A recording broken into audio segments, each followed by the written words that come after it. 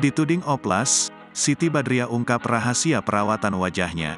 Setelah ramai dituding lakukan operasi plastik, pedangdut Siti Badriah ungkap rahasia wajahnya glowing.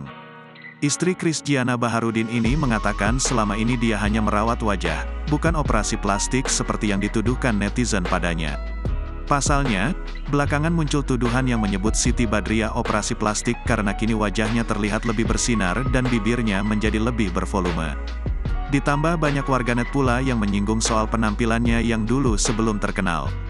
Bukannya marah, Siti Badriah malah girang dengan tuduhan operasi plastik yang menerpanya itu. Sebab hal tersebut berarti perawatan wajahnya berhasil. Dibilang operasi ya berarti kan bagus.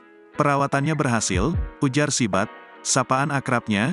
Girang dikutip dari kanal YouTube Cumi Cumi, Senin, tanggal 13 Februari tahun 2023. Jadi enjoy aja sih apa yang dibilang sama mereka, tandasnya. Dijelaskan ibu satu anak ini, dia hanya melakukan berbagai perawatan seperti filler dan botox.